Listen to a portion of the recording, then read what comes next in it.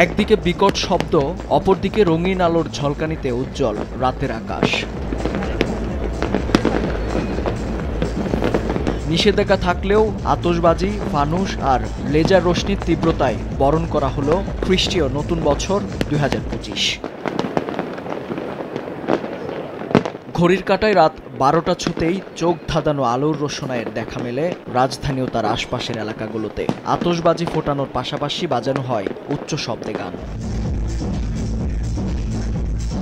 বাঁধ নামানা এমন আয়োজনের মাঝেই নতুন বছর ঘিরে নানা প্রত্যাশার কথা জানালেন নগরবাসী। নতুন বছরের উপলক্ষে এখানে এসেছি, কাটলাম, সবাইকে নিয়ে আসছি, একসাথে হলাম। নতুন বছর খুব মজা লাগলো আমাদের বাংলাদেশটাকে সারা পৃথিবী যেন চিনে, যেটা একটা শান্তির দেশ। বাংলাদেশে এরকম একটা নির্দিষ্ট জায়গা থাকুক যেখানের মধ্যে এরকম একটা দিনে সেলিব্রেট করা যায়।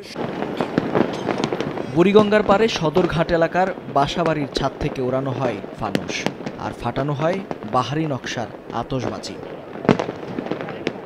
খানিকটা দূরে ঢাকা বিশ্ববিদ্যালয়ের টিএসসিতে জড়ো হয়েছিলেন শিক্ষার্থী ও আশপাশের এলাকার বাসিন্দারা। কড়া নিরাপত্তা ব্যবস্থা থাকায় এবার ঢাকার এই প্রাণকেন্দ্রে ছিল না বাড়তি উন্মাদনা। নতুন বছরে অর্থনৈতিক সমৃদ্ধি, বৈষম্যহীন সমাজ বিনির্মাণে নিজ নিজ জায়গা থেকে সচেষ্ট ভূমিকা রাখতে চান তরুণরা। অনেকেই বলছেন, সরকার আর জনগণের মধ্যে মেলবন্ধন হলেই এগিয়ে যাবে বাংলাদেশ।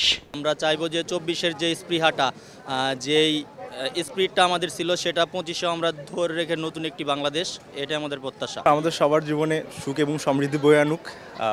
পরিশেষে এটাই বলবো, একটি সুখী সমৃদ্ধি বাংলাদেশ গঠনে সবাই এগিয়ে আসবে। ২৫ সালে প্রত্যাশা থাকবে যে ২৪ সালের থেকে আরও যাতে বেশি এগিয়ে থাকতে পারি এবং পুরো উদ্যমে যাতে কাজ করে যেতে পারি, সেই প্রত্যাশাই আমার থাকবে।